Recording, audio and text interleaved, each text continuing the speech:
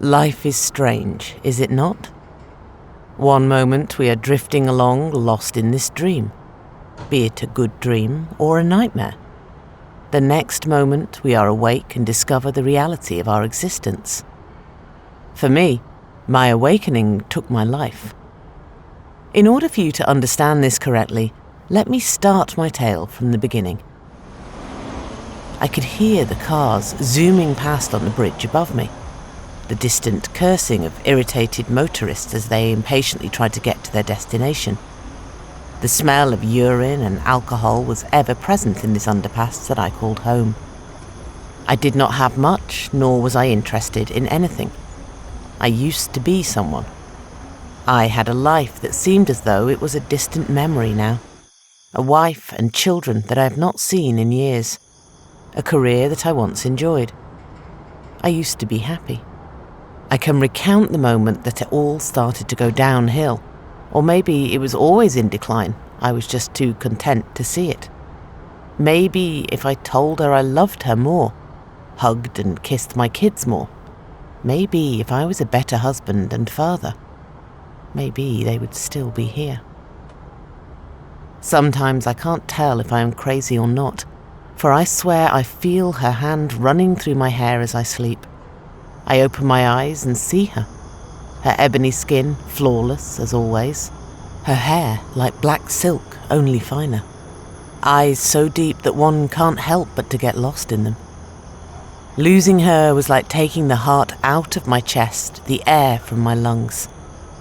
Some nights, I swear, I can feel my oldest daughter sleeping on my chest, like she so often did. Could hear my youngest girl calling out for me, and the soft laughter of my son as he lay in his crib. Am I crazy because I can still see them as if they were here right now? I can see them as if in a memory that I was stuck behind a veil, a glass that prevented me from touching them. No matter how loud I shouted, how hard I cried, or how desperately I banged on the glass, they could not hear me. They could not see me. You can never understand the torture I have endured just thinking about them. My wife was my heart, my kids my soul. Now, here I lay, a heartless, soulless shell. A cadaver. I am more dead than alive. I have contemplated taking my life and joining them, but I was always too cowardly to do so. But not tonight. Tonight, I am hanging in this underpass. The rope is already around my neck. It seems as I get closer to death, that veil, that impenetrable glass begins to crack. I am coming, my love. Daddy will be home soon. I turn and look one last time at the night sky. I'm not going to miss living, for there is no life for me without them. I push the rock that is my last anchor in life from beneath my feet. The rope goes taut. I wonder when they find my body if they will see this smile on my face. The veil fades away, and for the first time, I can see them so clearly. I can feel my heart racing. I can feel it beating desperately in my throat. My head feels swollen. I am choking. I can feel myself dying. My eyes feel as if they are going to explode. The glass that kept them from me shattered. My wife looked up from the children and looked at me. She looked right in my eyes. I could not physically cry, but my soul was weeping. Tears ran down her beautiful ebony cheeks. Her tears looked like pearls as they slowly fell from her eyes. There was no joy in her eyes at seeing me. She shook her beautiful head. I could not hear her voice, but what she said was heard so loudly it was deafening. No, not like this. It's not your time, love. Please go back. If my heart could break any more, it would have. It felt like I was kicked in my gut. My children turned to me. "Not yet, Daddy," my oldest said. I did not know what to do or say. I wanted to touch them one more time, to tell them how much I loved them. Instead of the joy I expected to see, I was greeted with sadness. I started to fall. I don't know where I was falling. I was just falling. I did not care.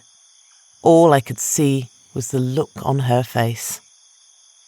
I felt something on my face, something on my body. I did not want to open my eyes and find myself alive, to see the underpass above me. I took a deep, painful breath. My throat hurt. Is this him? I heard a woman's voice say. I sighed and opened my eyes, expecting to see paramedics or a police officer. Instead, I was looking at a night sky that looked strange. The underpass was gone. I was laying on the grass. I wanted to sit up, but it hurt to try. So I looked around and saw a large woman standing by a fire. She was not fat large, she was muscled and tall, her skin a light brown, hair in a long black braid that fell down her back. She wore armour, actual armour that you would expect to see in some medieval movie.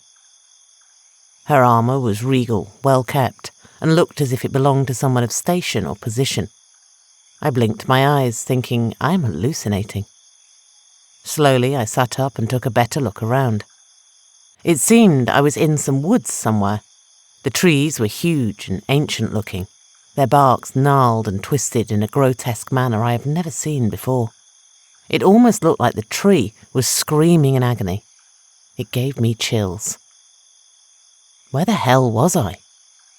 The woman turned around, her armour making a scraping sound as she did. Her face surprised me.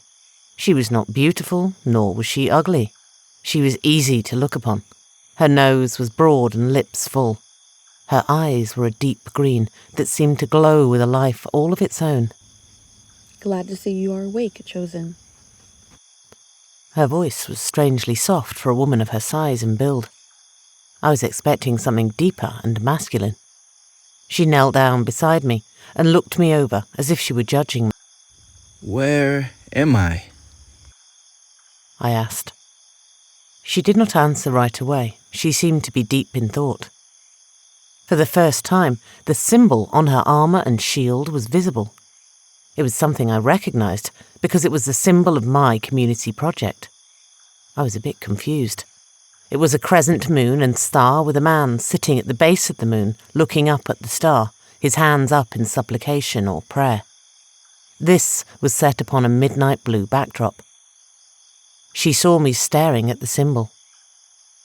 You are in Darhaven, Chosen. She finally replied. The confusion just kept getting deeper. Am I mad? Did I actually die and I am in some in-between world? I can tell you are confused, Chosen. She paused. Come sit by the fire and warm yourself. She helped me up and led me to a cushioned spot she had prepared for me. I saw 3 blankets lying next to the fire. I assumed one was for me. It was clear one was for her. But who was the third one for? The heat of the fire felt good upon my skin. I did not know how cold I was until I felt the warmth of the flames wash over me. Was I in shock? The woman walked to the other side of the fire and stood with her arms folded across her chest. We have been waiting for thousands of years, Chosen. She paused a moment. I could see the excitement in her eyes as she looked at me. It was the same reverence and awe-inspired look you would give a great man of power you respected. But somehow, it was deeper. It was filled with religious fervour and zeal, like I was some ordained holy man that she worshipped all her life, and suddenly he is here before her. She took a deep breath. I am the Order of the Chosen. I have trained my whole life to guard and protect you. It was not known when you would come again to Darhaven. So we have been training for centuries and passing down the knowledge of the Chosen to every initiate. We were once the greatest army to ever be formed on Darhaven. She paused again, as if thinking about the glory of days of old. Her expression looked saddened, almost heartbroken. So many years passed, Chosen. So many centuries without a sign or anything from you. People lost faith. Our once great order fell apart, and all that is left is an old ruin of our former greatness and a few knights that are barely hanging on to the old ways. She looked at me, fighting tears in her eyes.